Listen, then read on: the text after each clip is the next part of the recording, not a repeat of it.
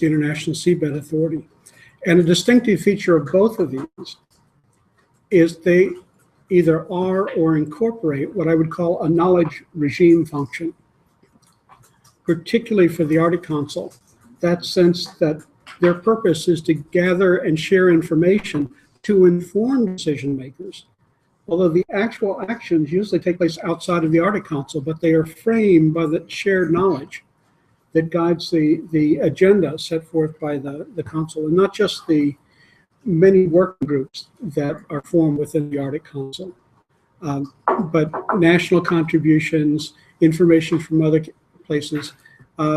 Those help guide what needs to, an agenda of what needs to be done. They're somewhat limited. I mean, first, they're committees with a lot of government components, so they carry their own way of doing things. They produce information, but I think they still are limited by just a national perspective, informed somewhat by the indigenous perspective that was the real innovation in the creation of the Arctic Council. In the Seabed Authority, the information component informs their regulatory role. And if it weren't for the regulatory role, they wouldn't exist. In the Arctic Council, I think that when you get down to it, that's really the primary focus of the Council, was information, whether it's scientific information, political information, cultural information, all the information that needs to go into reaching consensus agreements on how to do things. And if Law of the Sea and UNCTAD taught us one thing: if you want global participation, you've got to follow openness and consensus in decision making. That you cannot write international law and force it on the people who don't sign on to it. That's one of the givens, and it'll be that way a long time. And the way to get people to buy on is to learn about each other's interests and craft things that address what are critical issues to each party, what are other issues, and see if you can change them with increased information. So I think that's where the Arctic Council becomes particularly important. Where Law of the Sea comes in is it set up a regime on marine scientific research. We, the United States, went in with the idea that, we wanted to be able to do research everywhere. Well, of course, we had the capability to do research off the coast of India. India didn't really have the capability to do research off the coast of the United States. Same with Brazil, same with smaller countries. That access to foreign information was taken by other countries as an economic advantage to the countries that already had an economic advantage. So instead, we have a system where marine scientific research is under the jurisdiction of the state within whose EEZ you are in. If you're within the territorial sea, it's entirely at their discretion. If you're in the EEZ, if you read it, it has all the proper words about the need for scientific research, the benefits, and the need to have a system that has a default of approving efforts to conduct marine scientific research in a foreign EEZ.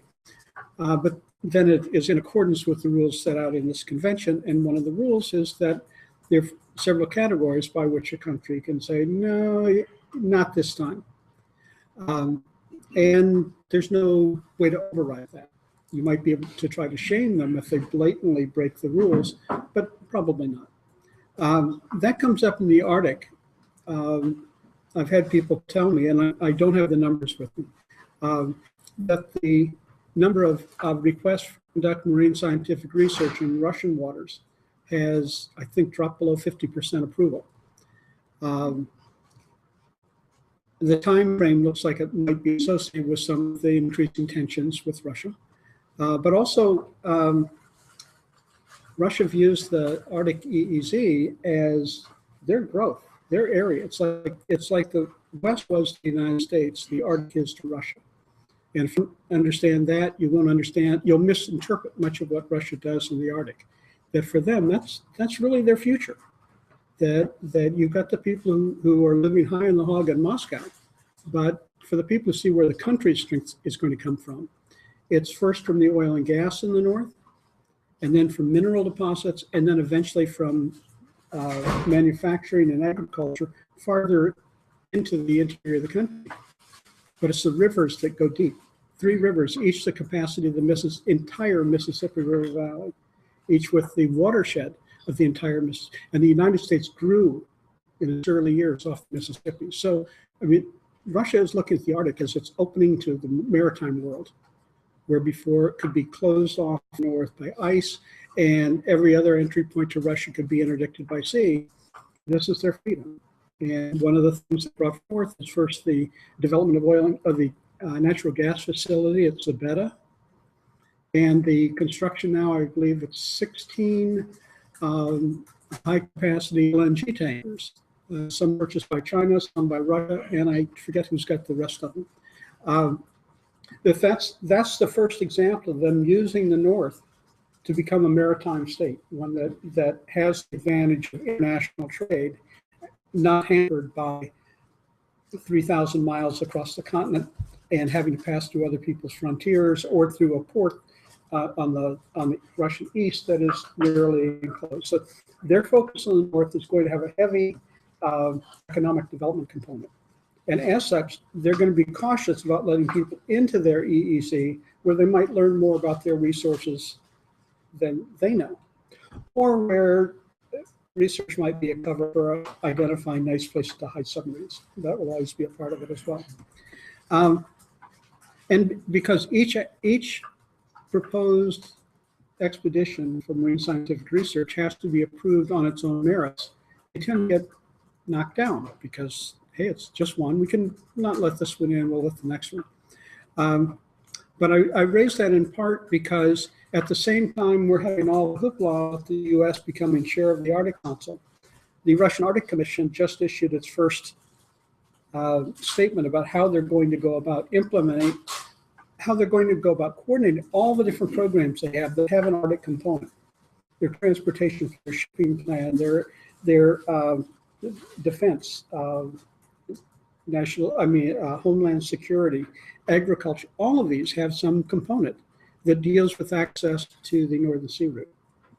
On the other hand, they also made a strong commitment to the environment. And over the past couple of years, Russia has been committing funds to cleaning up, particularly Franz Josef Land, where there was a lot of oil and gas, and there still is, but they've been cleaning that up. Did any of you happen to go to the Russian embassy a week ago when the National Geographic had a documentary of marine science in Franz Josef Land? I cringed when I saw the scuba divers going into water that was -1 degree centigrade. They said that first your fingers hurt and then you don't feel them, and then you can work for about 20 minutes, then you better get out of the water. It was just astounding. I mean, the respect that was given to that, and even the respect that Vladimir Putin gives to certain creation of parks and protected areas, that it is part, although in the grand scheme, we don't know how much of a part it will be there. I think it's really important, though, that we have all of us working together. I mean, if Russia does something good for the environment, that should be a lever for other people to do something good for the environment. Big thing for the United States, I think, and we have a short list of things to do, but one of them will be a fishing regime that will include the high seas.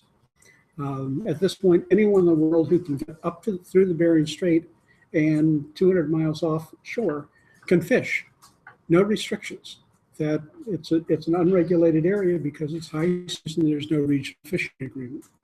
Even if there were a regional fishing agreement, it would only apply to the people who sign it. So the goal will be to come up with something that gets all parties that have an interest in that. That means knowing what you want to regulate for, what's there, what needs to be protected, what can be eventually exploited, and setting common rules for that, setting rules on reporting and monitoring so that you know what people are doing, which is very difficult in that part of the world. So that except that you can't get to that part of the world without going through the Bering Strait or coming all the way over from Europe. And if you're going through the Bering Strait, at least you are closely monitored by the US and Russian Coast Guards. So there is an opportunity to at least know who's up there. which gives an edge in trying to do that. But now the Arctic fishing regime happens to be being developed at the same time the Marine Biodiversity Beyond National Jurisdiction working group is leading to the creation of a preparatory committee for a global agreement, as they say, a binding instrument governing fishing on the high seas. So that there'll be some interplay between the two. But I think in the Arctic, the history of the Arctic Council as a knowledge-based organization can go a long way into a collective gathering of information for specific tasks, like knowing what the fisheries are doing and where they're going. And then using that to establish a regulatory regime. And by using that knowledge, being able to make the arguments of why it's good for everyone to be party to it. Without knowledge, everyone acts on political interests or economic interests.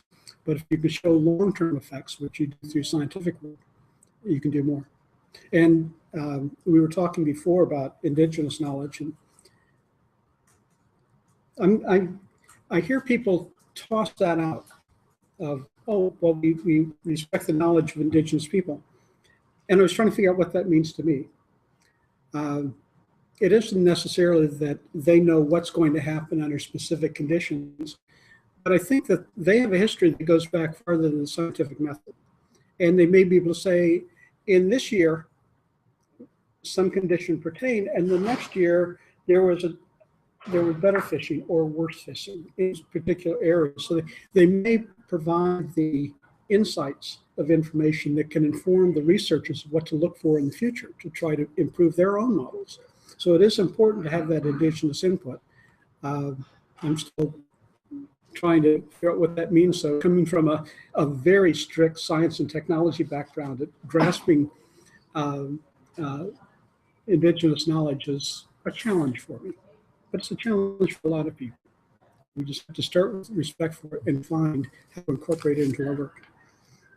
So that's where I see the biggest role of the Arctic Council is in informing all the decisions that need to be made, particularly with fishing. And one of the things in the Law of the Sea Convention provides a particular hook that the Arctic Council can use. Rather than having every research expedition be off on its own, the Arctic Council is what is called a competent international organization. That means it's technically competent within its sphere and it's politically competent among its membership.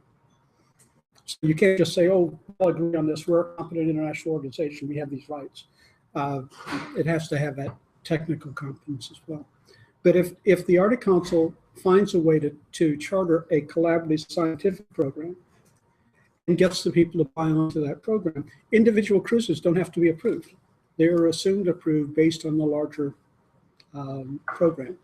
So there's that possibility of making a larger program to look at everything affecting marine fisheries, both on the Atlantic side and the Pacific side of the Arctic, and then start conducting the research with a little more freedom than we have right now, where every research cruise has to be approved through this sometimes not transparent method. It may be harder to get everyone to buy onto that one program, but that may be easier than getting every individual program approved, especially during times when East-West relationships get tense.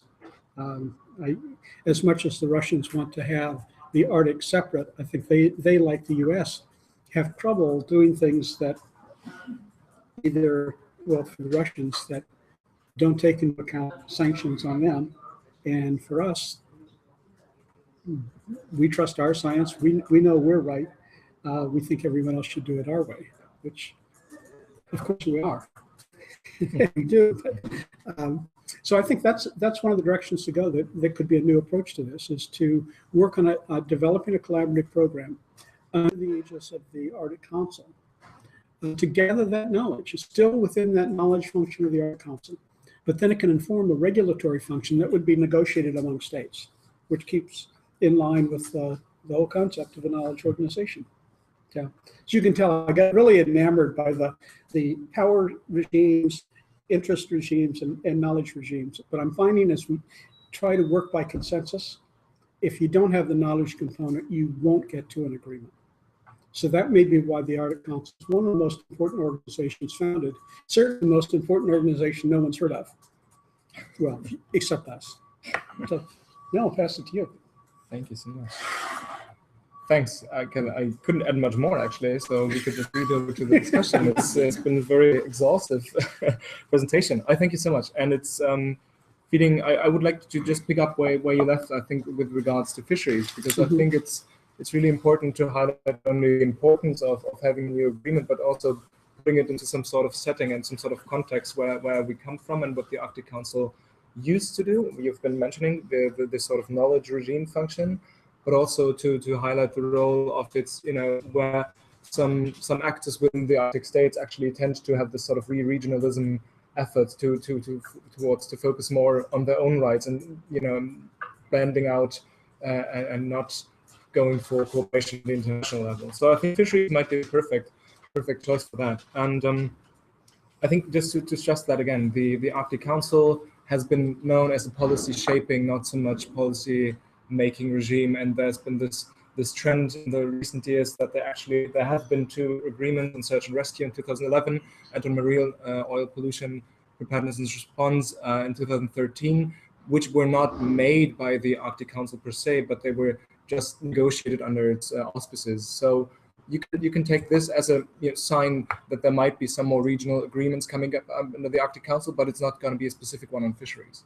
The ones that we have right now are basically cooperative efforts to make sure that if something happens in the Arctic, there will be some party of the Arctic states, well, at least feeling responsible about it. And if there's somebody helping out, there might be some information sharing involved. If there are costs occurring, there might be some cost sharing involved. So this is the sort of agreement that we're talking about right now. So taking this forward, the Arctic Council does not seem to be, at least for me, at this point in time, to be the forum that's actually taking forward active regulation in its own right.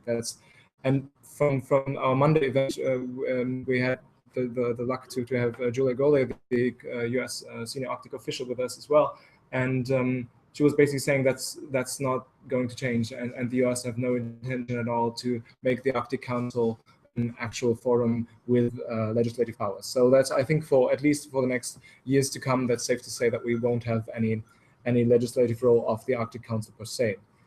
So what does it mean for fisheries in per se? In another perspective, Caitlyn already mentioned, so I'll just briefly go to that under UNCLOS regime, there will be still a remaining niche of high seas in the high Arctic. So when we're talking about this land, well, the claims that are set out at the Commission of the Law of the Continental Shelf, which is an UNCLOS body, and it will decide in the next years or maybe a decade to come about to see which countries might exert some more influence on the seabed. So we have claims from Russia, from Canada, from Denmark for Greenland, from Norway as well. We do not have a claim just yet, of course, from the US, which haven't ratified UNCLOS. So they are not a party to the agreement. They cannot hand in their claims regarding the seabed. But the water column, that will remain high seas. So that's, I think, the most important thing when it comes to fisheries. Living marine resources in the water column, in the high seas, will remain that way and will be open for international fisheries to this extent.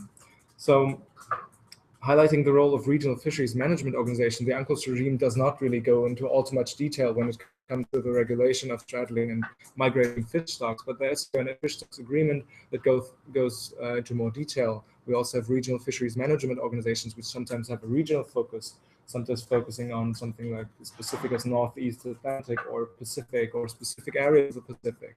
But at the same time, there are some regional fisheries management organizations that focus on specific species as well. So you might have salmon, you might have tuna, specific conventions to set monitoring and sort of fishing quotas sometimes as well. So coming from that, what is covering the Arctic? And you'll see it's not very much. Right now, the high seas in the Arctic Ocean, only 8% of this size is actually covered by one regional fisheries management organization, which would be the Northeastern Atlantic Fisheries Commission, NEAFC. So that for the 92% of the high seas of the Arctic Ocean, there's no specific regional fisheries management regime. And as I put out earlier, it's not going to be likely that there will be one coming up anytime soon. So what did the Arctic states do? And that's, I think, where, although I completely agree with you, Caitlyn, that there's due need for international cooperation, there has been some sort of regionalism and sort of club mentality been put forward by some Arctic states. So the Arctic Five, being Russia, Canada, US, and Norway and Denmark for Greenland, they have been convening in April and May 2013 and started to set up some sort of negotiations, meeting on future Arctic fisheries. So knowing that this is high seas, knowing that this will remain high seas, and knowing that international fishery fleets such as the ones from China and Japan and others could easily go there once it would open up eventually, and go for fishing, they decided to agree among themselves first. They decided not to make it an inclusive meeting in the first place, but start with a small club and then eventually maybe invite, I think the quote is, at some point in the future, include other countries as well. So this is, I think, something that's nothing, well, it's something to worry about, I think, in the midterm, if that wouldn't change in the next coming years. So I think just to pull some brakes on the expectations on that, it's something that we need to discuss to see how to include other, well, observer states of the Arctic Council now, China, India, Singapore, Japan as well. So, and just to link back to the scientific regimes, I mean, there are international organizations, the International Council for the Exploration of the Sea, ICES. We have the North Pacific Marine Science Organization, PICES as well. So there are international organizations which are able and very capable of monitoring fish stocks and to follow them and give predictions for states as well. So there are these organizations in place, but they also need to be invoked as well. And just to highlight that, I think when you mentioned the necessity to, if you want to do scientific research in the Arctic, that you need to contact the respective Arctic state as well. There have been issues in Canada, for instance, as well. And just to highlight one example, where a German research vessel took I think several day trip over the Atlantic Ocean to find out a day or two before they arrived. Actually, there had been some court claims between there was a struggle between indigenous communities and the state government of Canada. So they were actually arguing of who would give out the right for this research in this area. So the ship was pretty much beyond halfway and had found out the agreement was revoked, so they couldn't do this. And that has happened on other occasions as well. So I think it shows that we're indeed in due need for some sort of scientific cooperation, which enables us. And I think that's been on the foremost front for every research organization, be it in an Arctic state or in a non-Arctic state, to have some sort of, if not a unified procedure, at least to have some unified standards that can have reasonable discretion that is exerted, and to make sure that you can actually get your research set up and going. So with this, I think I'd like to lead into the discussions. I'd be happy to, although focusing a little bit on fisheries now, I'll be happy to discuss, and I think we're happy to discuss also anything from shipping as to oil and gas extraction or any other business. Thank you. Well, thank you very much, both of you. Thank you, Caitlyn. Thank you, Arne. Yeah, it's very exciting. Of course, gas and oil is maybe not so much, not as high on the agenda with the pricing regime we're in. It's not a cost factor to drill or explore in the Arctic, but that doesn't mean that's off forever. We know that prices go up and down, and after a phase of lower prices, there will be certainly one day a phase with higher prices again, and it's then certainly very beneficial to have something in place. So it's definitely good to be forward-looking and consider the broader, the further future. Fisheries, of course, always very interesting. Something that I myself actually did during my studies. Went to Iceland for a year and studied fisheries economics there. That's interesting because tradable fishing rights also are in reality in Russia, and so it's not for all fisheries, of course, but so there are things happening, as you said, and but of course, getting then international agreements, that's another big hurdle to take. So yeah, if I'm sure there are many questions in the audience. Otherwise, I would certainly want to ask if and how. I mean, you mentioned the indigenous populations, Caitlyn, and you mentioned actually problems with having shared responsibilities, that this can impact research in a way negatively. So, are there any ideas for how to getting them on board in a positive way? So to basically leverage this in a stakeholder driven approach, in a more community driven approach. Yeah, is there, what are the ways to go there? You want to go first? I'm still learning. Yeah. That I've heard a number of the indigenous people representatives speak, that they're talking in higher terms of roles of people to be represented. And in my fields, my main work is seabed minerals, so I don't have many indigenous people that need to be consulted on that. But I see where the value is, and I think that needs to be incorporated into the ecosystem modeling that we're going to do, because I mean, we all start with simple models and then add complexity as we gain information. But I think some of the knowledge of the history is invaluable, that it may tell us things can happen that our models says won't. And if it does, then we can say, where do we fix the models? Going back and forth in that. But that means having somehow that indigenous history and knowledge interplaying with the research designers. And I'm just not familiar with how much that's done on the rights and the actually division of sovereignty between indigenous people and provincial governments and national governments. I doubt that anyone does it the way their neighbor does. So there's a lot there that just has to be worked out. Find this caused a problem. How do we fix this problem? And when we add all the problems together, is there some pattern for a new relationship between indigenous people and their newer neighbors? Right. But that's all I got. I think just to add up on that, I think the issue to include traditional knowledge next to scientific research and to somewhat merge them has been a theme since the International Polar Year in 2007, 2008, basically.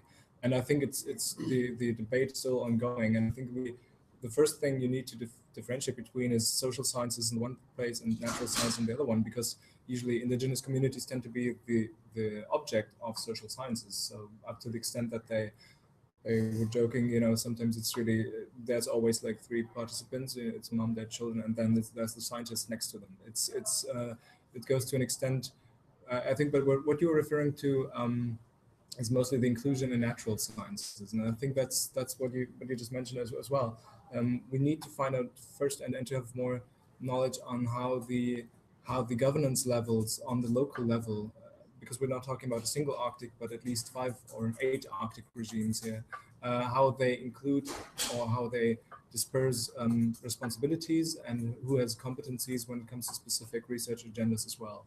So that might go as diverse as that you might be master of your own land, so you would be the one maybe to monitor biodiversity levels, so that might be good. But then again, if it comes to natural resource extraction, if that's something that's up on the state level to be decided upon, then it just gets thrown away. So you might have even a distinct governance for specific sectors on that level as well. And that obviously goes circumpolar for different states.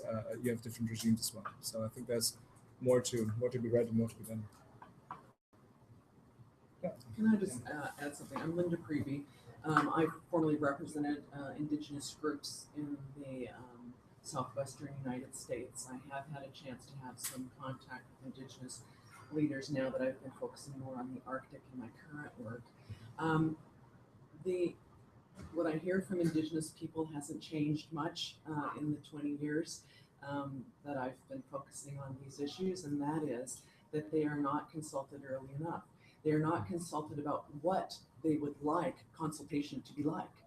Why aren't we asking them? Why are we asking white guys how we should interact with indigenous people. Why are we asking indigenous people, how should we interact with you? For example, oftentimes what happens is that there's a lot of planning, gets way down the line, and then all of a sudden, oh my goodness, there's indigenous people there, I guess we should think about them. And we go up there and we do a dog and pony show and we tell them what we're gonna do, and then we say, do you have anything to add?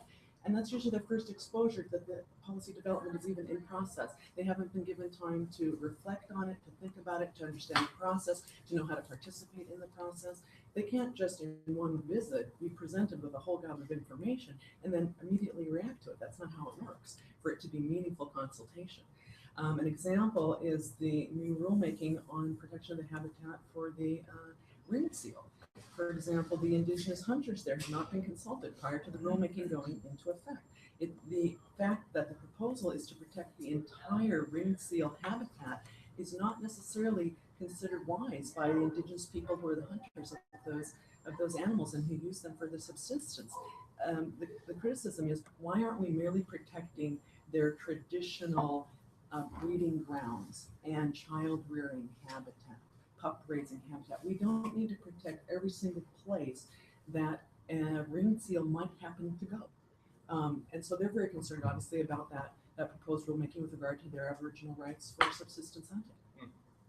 That could have been prevented if they had been involved in the development of the rulemaking much earlier. Yeah, Linda, thank you very much. Maybe you want to add on to that. I think most of the state of Alaska would have the same complaint, that policy is made in Washington. And depending on the administration, it may be heavy on conservation and environment, may be heavy on development. But the Alaskans get told what the policy will be, and some of them get used to support it. But we are proud of saying we're an Arctic country, but we're an Arctic state with a big country attached to it. And we don't really respect that. But there's even more for indigenous people, but even for the citizens of Alaska, particularly those outside of Anchorage, they don't come in either. I mean, although I thought Alaska's development of their own policy plan, which I thought was far better than the federal one, did a better job of hearing from all the people. So maybe move government back toward where the issues are. They had their hands first, I'll go later. Yeah. Something I've been hearing about recently is this right to be cold, and that some indigenous communities in the Arctic are asking for geoengineering to prevent Arctic ice from melting at the pace it is. Is the Arctic Council a regulatory framework that would manage the implementation of geoengineering of the Arctic, or is that? There is no Arctic Council regulatory framework. And they are not addressing that. I mean, they do not have committees saying, let's preserve the Arctic as it is. It's taken as a given that the Arctic change is coming from outside the Arctic. And you see how far we're getting in climate change. So the Arctic Council also does some scientific research, correct? Or the Arctic Council helps manage scientific research, correct? Arctic Council is, as I said, it's a knowledge organization. Bring information together to help inform, identify problems, define them, and then find where to direct them for solution, which is usually in a separate meeting of the same states and whatever other ones have to be added. If they wanted to, they could try to do something, but I doubt that Russia or even the United States would be on board with something that would be so difficult. And in Russia's case, maybe not desirable change. Maybe just quickly adding up that there are 6 working groups in the Arctic Council which have specific agendas. So, and I think Do you remember all 6? The abbreviations of the full titles. I didn't name them because other than me, I couldn't think of them. Protection of the Arctic marine environment, so that's one. Then we have Arctic contaminants and pollutants, ACAP. And there's conservation of Arctic flora and fauna, CAF. And then we have, Sustainable human development. Sustainable, of Yeah. course, SDW, yeah. And so you see there are a number of specific research agendas which have been developing the last 20 years, basically. So that's, I think, while what you just mentioned, new agendas could be put on the table, but it's not like the number of the working groups or their tasks would have been changing every year. It's really has been very specific set of research agendas. So It's relevant though to remember there's a indigenous secretariat as a permanent member of the Arctic Council. So I think the lament of having some formal channel to bring indigenous knowledge in, I guess I would. Yeah, I think I feel sort of like a cheerleader that, you know, why not the secretariat be part of the discussion? One of Day the- one, we're planning on utilizing them for our research. Absolutely. One of the complaints I hear about that is that it doesn't include enough diversity of representation of indigenous people, and the other thing is access So, to the activities. so literally the tribes still actually have their own representatives. Some do. Not just the secretariat itself, but sort of a fluid process. Yeah. I'm sorry, I don't know. The if number of everybody- representatives is limited, Yeah. as I understand it. Yeah. And there's some complaint about that. Right. And the other thing is that resource barriers to being able to effectively participate. The indigenous people don't have the resources to travel such long, hazardous and difficult journeys to be actively participating as much as they would like. remember that the Arctic Council is a group of nation states and indigenous nations. That so right there you end up condensing views into a narrow range, and the access. Hey, I don't go to any of the meetings because, well, I'm not invited. They wouldn't let me in the door, and Right. I'm not going to pay that much to travel.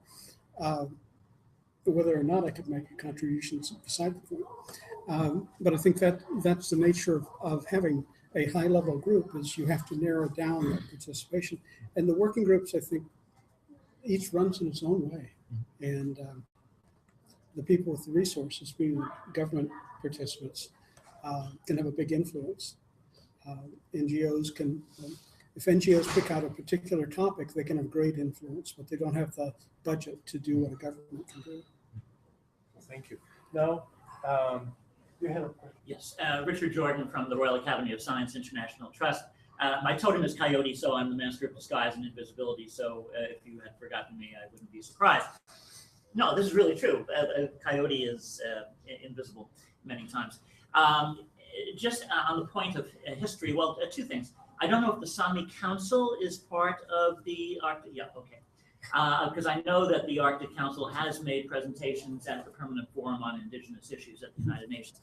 But if you want to go back to the history of the Highly Migratory Fish Stock and Straddling Fish Stock Conference, which occurred 20 years ago, I was one of the writers of the Earth Negotiations Bulletin, which gives you the entire history of the negotiations. So if you want to go back to that negotiation, just Google Earth Negotiations Bulletin and the Fish Stock Conference, and you'll get all of the issues, all of the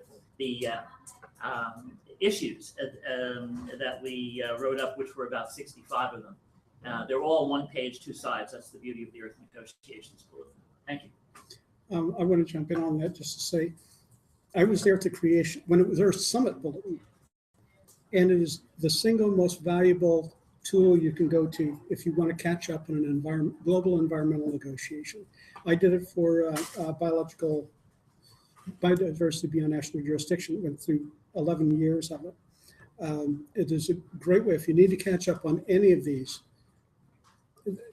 One of the creators was doing a PhD on environmental negotiation. So it comes from how do you help negotiators get to a solution? So it's very oriented toward solutions. We have the In the Corridors piece, which Yeah. is able to say, look tomorrow for some government issuing some draft of something. So very useful. Thank you for the. Thank you very much. Thank you. Lindsay Griffith, Arctic 21. I wanted to say I really liked your question about geoengineering. I think this is a big strategic, what's the strategic vision here? Because the Arctic is unraveling and collapsing under climate change. But I guess, I think, to say on that issue in particular, I think it's worth noting that, the National Academy of Sciences and the Polar Research Board here in the United States are not only looking at sort of the state of climate intervention work in the United States, but they're also looking at the Arctic at the same time. The two are very connected. I think you made a good connection there. My question is about sort of building on that, this knowledge management function that you mentioned. And I wanted to ask you about it regarding permafrost. So, permafrost is maybe one of the largest carbon cycle climate change threats that we're going to face in the coming decades. So when you talk about a scientific cooperation program under the auspices of the Arctic Council, could something like that work for permafrost, which of course is within national jurisdictions, but is an international problem? Well, I think there are enough national programs on it that the role of a body like the Arctic Council in either creating a committee or assigning one of its committees to work on that, where it will probably be studied to death, or collectively say, we're going to do this as a collection of our countries, set up a secretariat to bring all these groups together and build a useful knowledge base. I mean, the Russians have some, we have some. I mean, I've looked at maps of it, and I'm amazed by how much information there is, but it doesn't really seem to be aimed toward solving somebody's problem. It's just there, it needs that. This is where political guidance is really good. How do you assign this idea of I want to understand a system with the politician's view of I've got a problem, I'll take anything that makes progress on it. And you get the good information to him as a base to make progress, and you get some political support. Something that's been proposed is an early warning system for, major releases of carbon or methane. An early warning system, I think, is something that the US proposed as part of their terms. What about something like that? It sounds good. I don't know how it fits with other things. I know that slightly related. I know that there's bubbling from the bottom of the Laptev Sea, and people were first talking about it being melting, not of permafrost, but of the marine methane hydrates. But that's not clear at all. These bubbles could have been going on. It's only now that we've been able to see it. So we don't know whether that's something, which makes it sound like something that's really important to kind of find that out. Is it something that we don't have to worry about because the world's always had it? Or is it something that is related to withdrawal of the ice and now we have to worry about it? Right. There's more methane hydrate in the bottom of the sea than there is coal in all world reserves. I'm talking about carbon emissions. There's more possible global warming effects from methane hydrate in the bottom and reserves down on the ground than all coal. As long as the water stays as cold as it is. I mean, marine methane hydrates survive when they stay cold enough and under enough pressure. And if sea level rises, that increases the pressure. If temperature rises, it increases the tendency to, more important is the flow of the subsurface water. Because if you start having warming down there, that's when you could cause large changes of methane hydrate.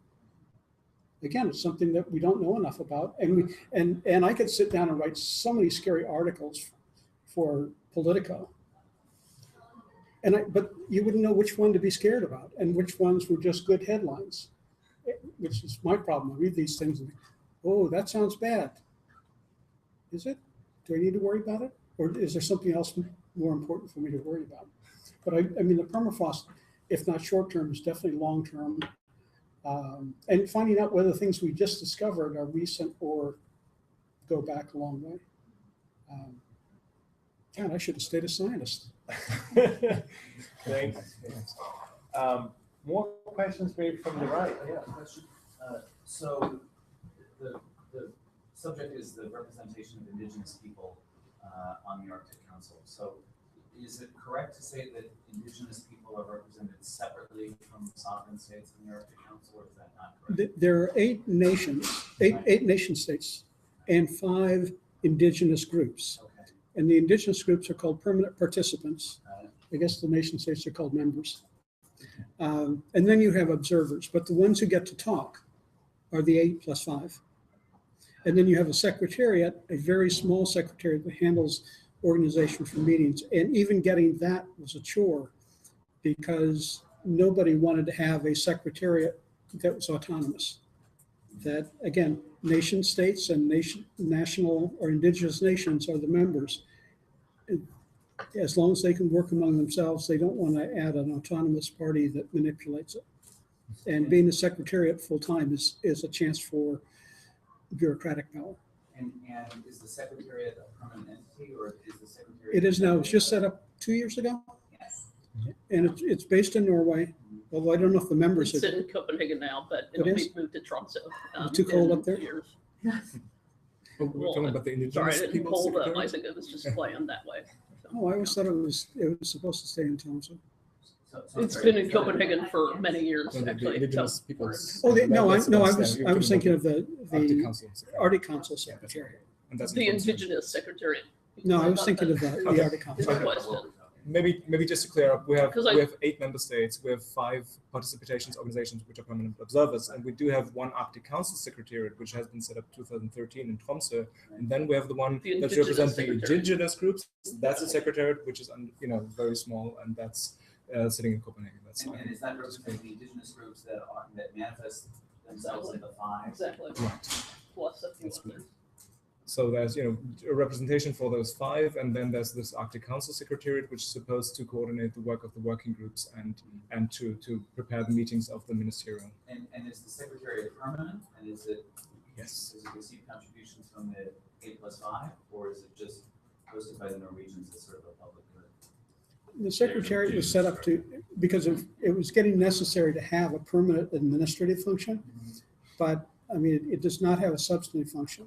Right. It works to set up a meeting, keeps the website going. It's a director and 2 or 3 people at most. Sure. So the reason I ask is I represent a financial services firm who's interested in investing in the Arctic, and we're working through the World Economic Forum's Global Agenda Council on the Arctic to develop sort of a code of conduct for those who might invest in the Arctic, and we're quite keen to engage with indigenous organizations, but you can understand perhaps why it might be confusing when one tries to figure out how one does engage and whether one can feel as though they have engaged with indigenous people because there is uncertainty as to where they are and how to engage with them. So thanks for the Established during the Canadian chairmanship, but it will continue, is the Arctic Economic Council. Right.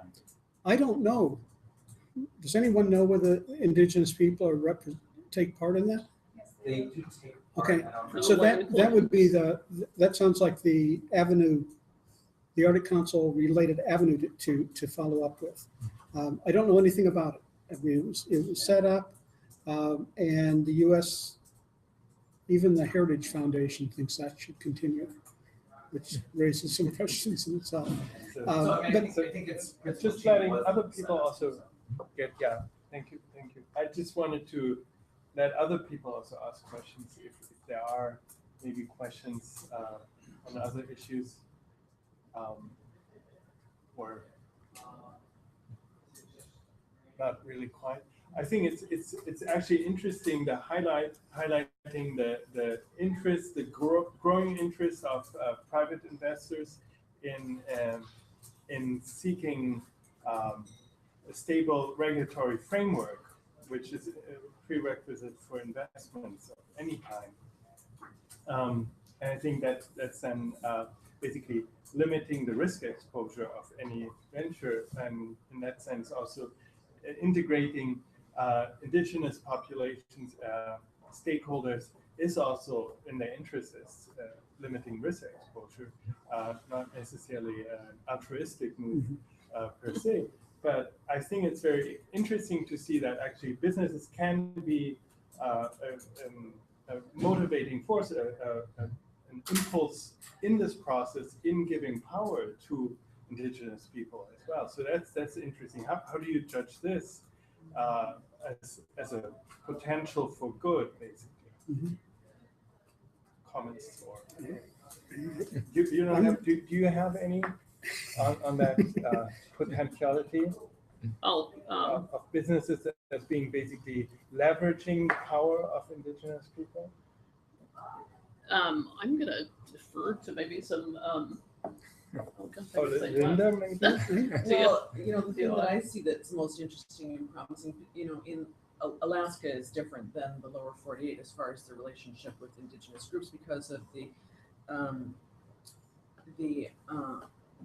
Arctic indigenous corporations that can be formed and are actively formed and are forming coalitions among them. So an example is the Northern Slope Regional Corporation, for example, which is a large coalition of a number of indigenous groups that come together and form a business which does all kinds of stuff lots of federal contracting. They manage their own lands. They participate with industry. They decide and put conditions on use of their lands, and are having quite good success with that. It's more the exception than the norm, from what I can tell. But I think it's very promising, and they are certainly experiencing the benefits of being able to exert their own autonomy over their lands and their people, and reaping the benefits of that more directly. In some ways, I mean, the Arctic is a chance to test out things that have been more ecosystem management. I mean, that's maybe with the number of players involved in the Arctic, the time we have before some things come up to threaten it, instead of being off of the coast of California and worrying about an oil well. We've got a little longer before Shell actually does anything. So that we have a little bit of time to do it right. And it's in the Arctic, so you don't have all the hangers on trying to jump into the latest hot policy issue. They just run think tank seminars like this week. Every group in Washington is having an Arctic event. I'm glad I came to this one. Well, thank you, Caitlyn. Again, we're very, very honored that you made this possible. It was it was an interesting process of navigating a slot where actually we don't have too much overlap with other Arctic events because there is so much happening this week. So, yeah. Sebastian. Yeah, I have a question for a private sector colleague. And I think your comments today and also earlier in the week at the event at the Canadian Embassy were helpful in understanding long-term perspectives for a firm like yours that can have a long-term vision, being a larger firm, highly capitalized, looking for sort of more reasonable returns, I guess, than maybe a shorter term like extractive industry. I wonder how you all, how your philosophy maybe differs, and how those sorts of fly-by-night, sort of the ones that give private sector investment a bad name, how you sort of view that, how you manage that, how you try to make sure that doesn't happen, because that will then, sort of look bad for investment in general. I'm sort of curious about this sort of philosophical question. Well, and I think that short-term investing has a bad name because it's a bad concept. I mean, it's bad if I manage my retirement income that way, and it's bad if I manage your money that way. Long-term investing worked for my grandparents, so it's, I think philosophically sound. So I think it has a bad name for a reason, and we should repeat the fact that it has a bad name for a reason.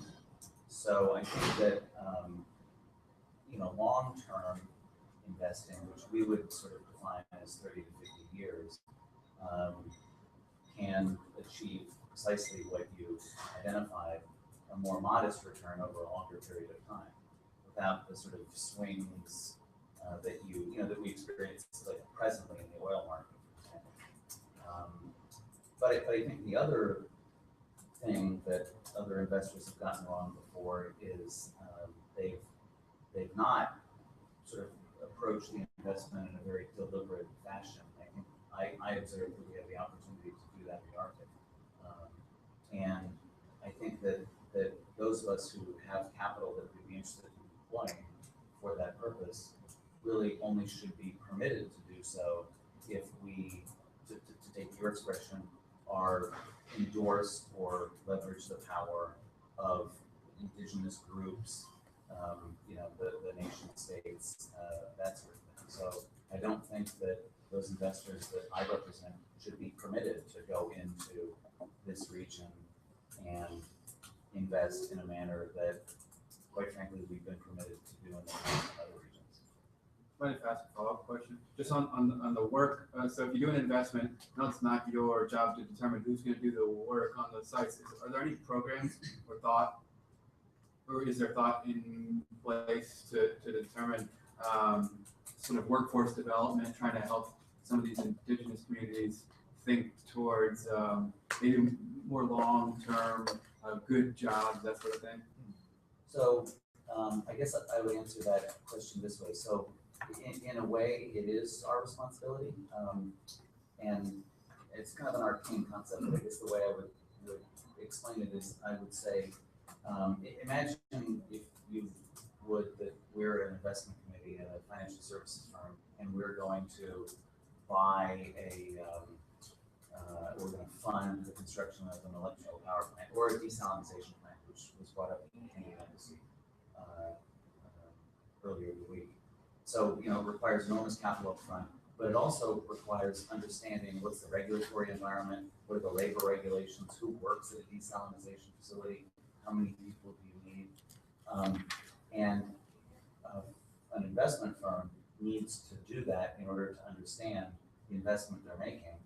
Because when you invest in infrastructure, if you get it wrong, you're going to lock in losses for 30 to 50 years. And I think in that same effort, is an opportunity to understand things like the labor markets, the people who are living nearby, the ecological effects. So I would say that is our responsibility, actually. So if I can bring this back to Caitlyn and Arne. Now, forgive me for not knowing that. Maybe that's something that is more generally known, but what is the relation between business and investors and the Arctic Council? Are there just comparison? The IPCC, they have developed this secondary work stream where actually they invite a lot of stakeholders on board, and I know it's a very, very different construct, but just from the general picture, is there any secondary process or involvement process for also getting businesses on board? Because obviously the research done by private corporations can also be beneficial in some areas and can also contribute important information. Just picturing in fisheries, of course, a lot of fisheries information is coming from fishing vessels. So just very simple. A lot of it comes at the national level. And one of Julie Gorley's roles at state is to ensure that there's coordination within the U.S. and in all interested communities. Of course, the number of people working on Arctic issues directly, it's Arctic Council issues too. And then more people have that as a function, whether it's marine geology or border limitation and that type. But it still functions where you've got the national representative and things coordinating there. The Arctic Economic Council was intended to provide a layer where they could communicate among themselves and address things like liability issues, which are rapidly becoming the means of enforcement that supplement. You can have regulations, but if you have liability requirements, suddenly a company is watching the bondholder or the insurance company over their shoulder as well, which may actually be tighter regulation than they get from the federal government. So yes, there's that role of business communication and the different businesses involved. As people say, that's not just the company that's out there, but it's the companies that support them that enable activity or guide activity in the Arctic. But it's still in its infancy. I mean, that was the Economic Council was the result of Canada's 2 years, and we'll see where it goes in the U.S. Right now, I think our federal Arctic policy is driven much more by the Office of Science and Technology Policy and the Council on Environmental Quality, who chair the group in doing it. You might notice every once in a while, it seems like we have one Arctic policy for a while, and then we have another Arctic policy for a while. If it deals with navigation and security, it comes through the National Security Council.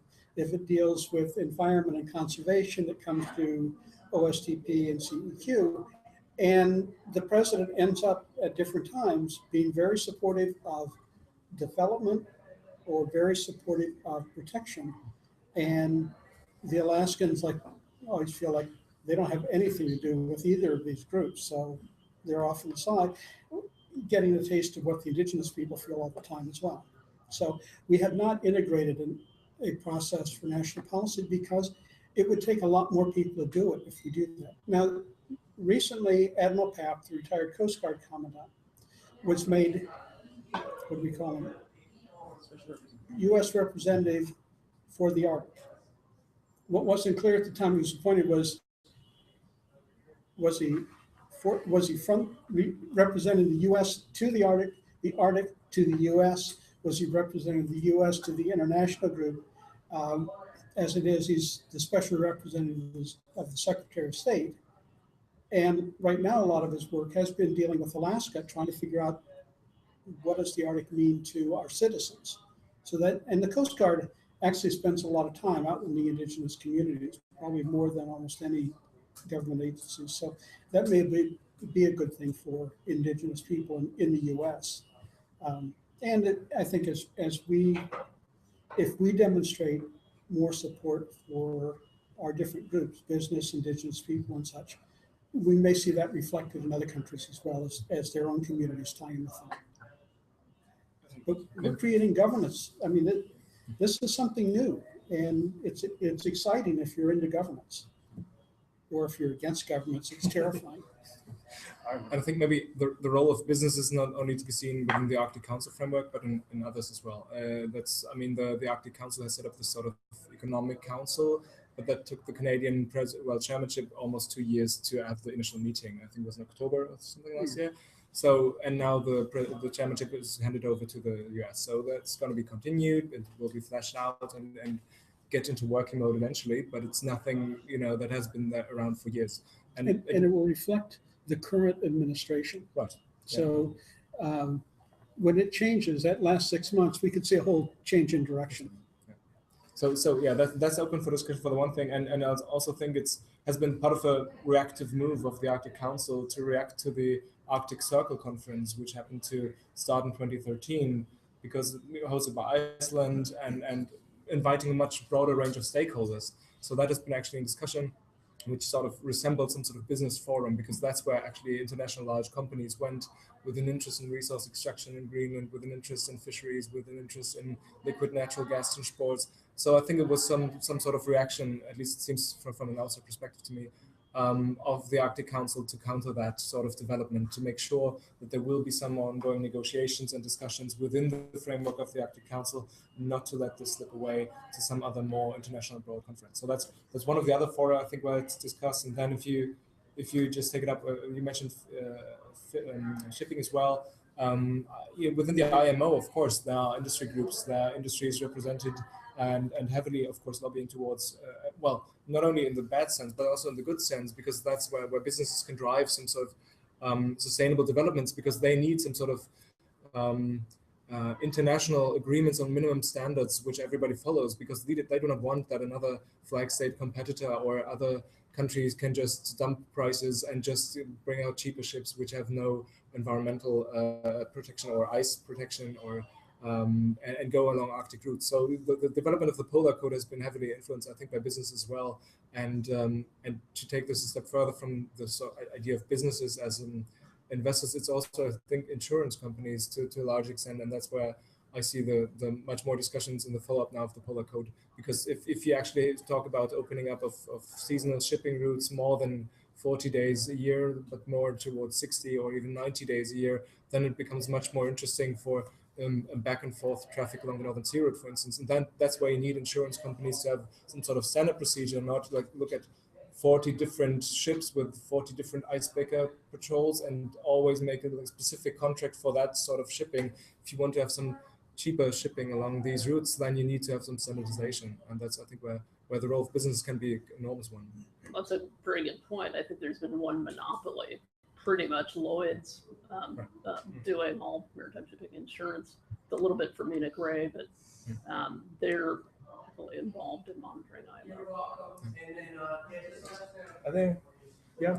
Do you not see it as kind of a contradiction where you've got the same countries negotiating at IMO and they are negotiating different positions on a lot of things versus what they're talking about negotiating at the Arctic Council, because it's non-binding and it's a let's be happy and do things together. Then you get to the IMO and the tone very much changes, and the environment a lot of times goes out the window, or it becomes very contentious over whether a working group can even discuss a specific issue that has large effects on climate or on the protection of the marine environment. And then you go back to the Protection of the Marine Environment Committee at, or whatever it is, the PAIM that's under Arctic Marine Environment, under the Arctic Council, and the tune is different and the documents are different. I mean, there's a fundamental disconnect there. I mean, just to take that up, and I'm very grateful you bring up the point, because it gives the opportunity to say that the idea of a state acting is just not something, it's not a coherent policy and will never be. And just to pick up the German example, there are at least 6 ministries which are involved in the Arctic states. So we're talking about the Foreign Ministry, Environmental Ministry, Ministry of Transport, Ministry of Defense, and the list goes on, Ministry of Science. So that's just 6 different agendas meeting in Germany, which is non-Arctic state. And all these desk officers have Arctic responsibilities, but usually they do have other responsibilities as well. So Arctic can be an afterthought at times, doesn't have to be. And it took the US the upcoming chairmanship now to actually name Arctic representative. Japan has had an Arctic ambassador for I think 2 years now. So and that's an Arctic observer. So it's really the question how you coordinate policies internally and then promote them. And I think coming back to your point with the protection of the Arctic Marine Environment Group in the Arctic Council, that's where scientists meet. So of course they might have different agendas than the transport ministry representative who goes to the IMO to negotiate things, which might also be influenced by Lloyd's or other shipping owners, companies as well. So I think it's easy to say the state has some sort of policy or should have.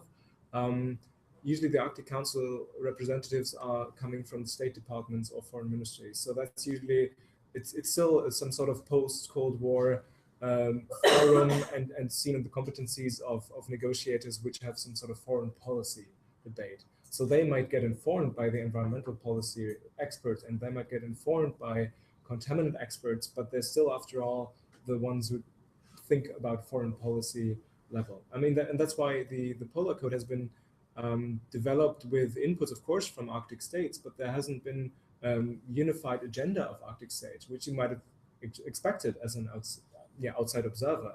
I mean, they have been talking, but they did not manage to bring all Arctic states on board for a single set of issues. So, and on the Polar Code, which is the genuine polar and Arctic Council interest, at least should be. So I guess that's another, to do on the to-do list as well.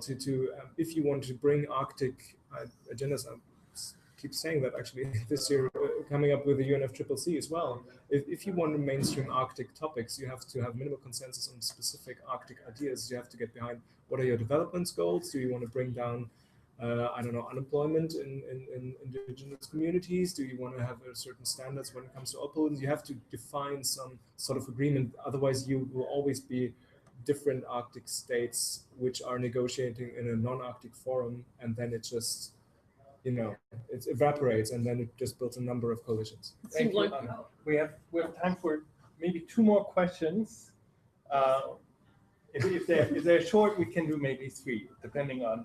Just so you know, it's like getting to. I just wanted to follow up and say that with that in mind, do you think that building consensus within the Arctic Council, within the actors of the Arctic Council, that then transmits or possibly has the opportunity to transmit to the Polar Code or other things happening at IMO, if they vote in block, or if you get positions on which they can agree to, to intervene and say, we agree with this and we want to move forward in this way, even if it's a small agreement, can that be brokered through the Arctic Council?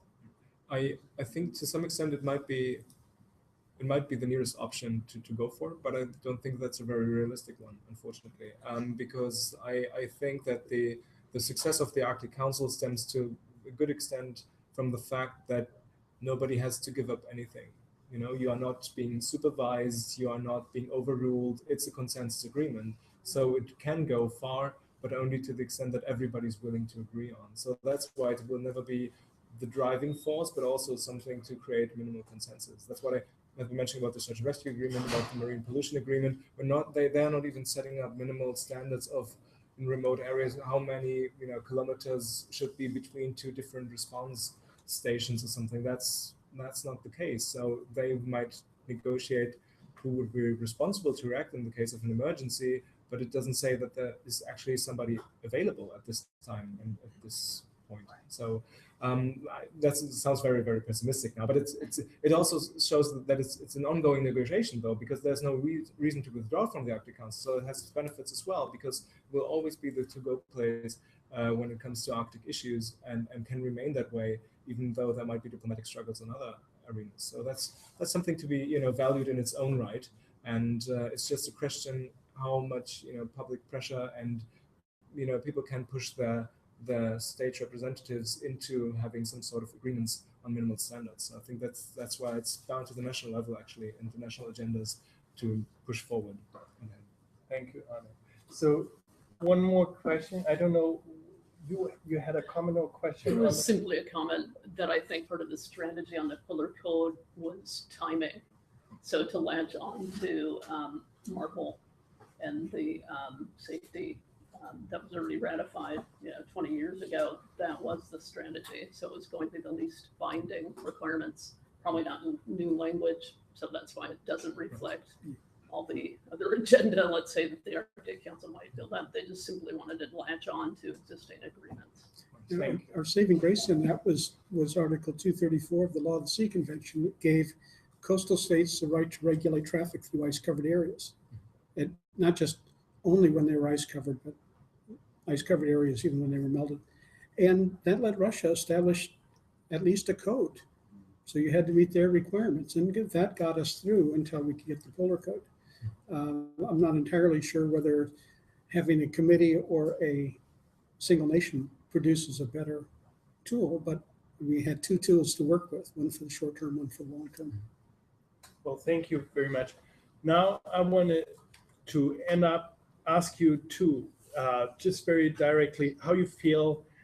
Do you think it's a time for optimism now, the upcoming presidency? Do you feel excited? Are your expectations high, or are your expectations rather modest and let's wait and see? I'm getting my excitement out watching Russia and the Arctic. I've heard so much of the things we're doing all over the preparations, that I'm kind of already unenamored.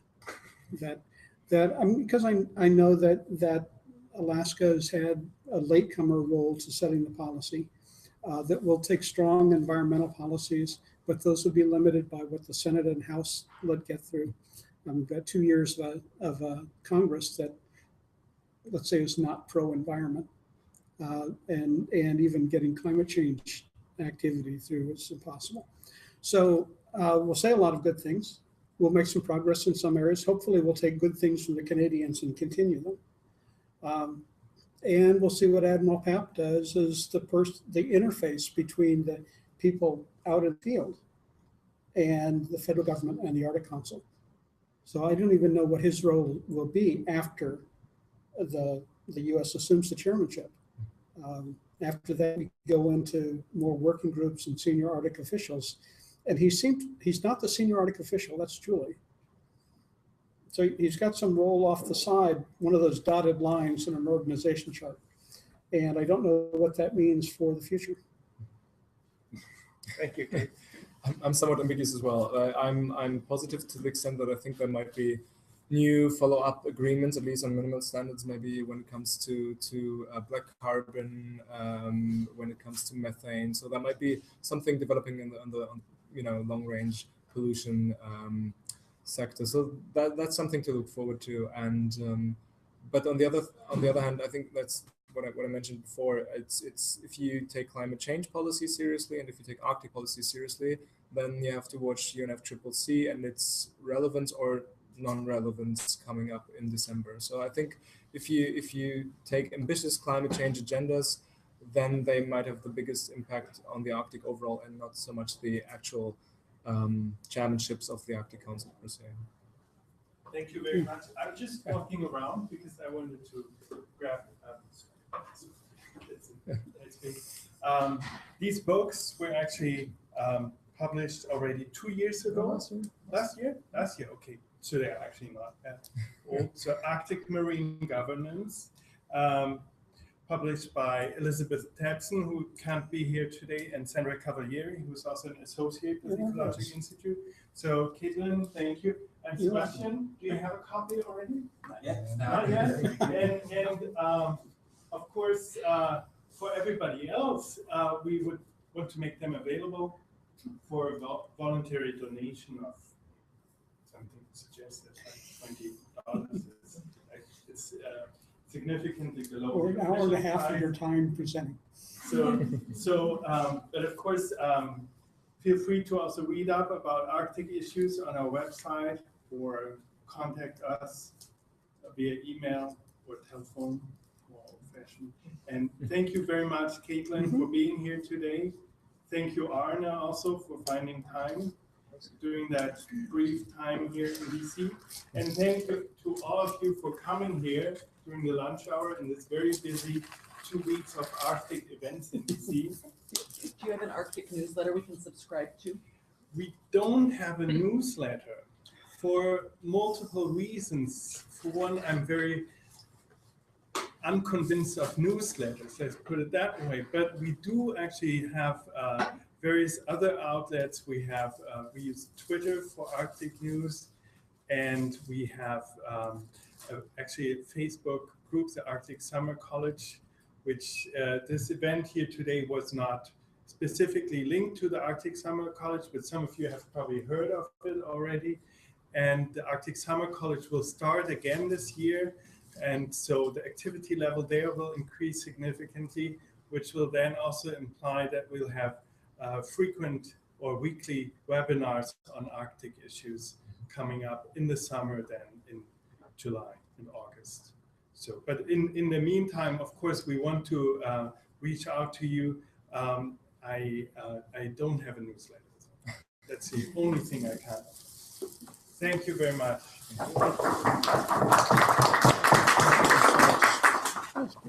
This was better than I expected. You got a good sized group. Enough people to ask questions. Questions as well. It's remarkable to see somebody has experience as you. I don't know. I'll tell you, I got to a point where you can drop me on a topic and give me enough time to flip through the Law of the Sea Convention. I'll find a reference point. I mean, it really is, the government side is really the part that's of interest. That between this and the Seabed Authority, I think we've got to look at the future of global governance, and it's not the terror that people have. I mean, frankly, I get scared of the concept of global governance. I try not to use the phrase because it tends to mean my view gets diluted in the world view. But many people governance is the right word. And stuff in the U.S. particularly, it adds so many problems. But I think, I was writing a paper 1993 on the Conference on Environment and Development. And I was looking for a frame for it. And I came across a book on machine vision. And I kind of pulled everything together because I used it to discuss the roles of the major players in the negotiation. And it's stuck with me ever since, trying to figure out what these different groups do, how they're related, how decisions are made. And I'm usually not going into the intricacies of government, I'm going into the general role of different parties. Well, I'm going to right now. I feel better than I feel the audience is actually talking to them, other than a phone call. I think I probably didn't say one for 2 days. I was getting up, getting water, going to the bathroom, going back to bed. I cooked a pot roast because it could have gone bad, and sitting in the fridge with all the vegetables. I had one bowl of that, and that's the rich for eating for 2 days.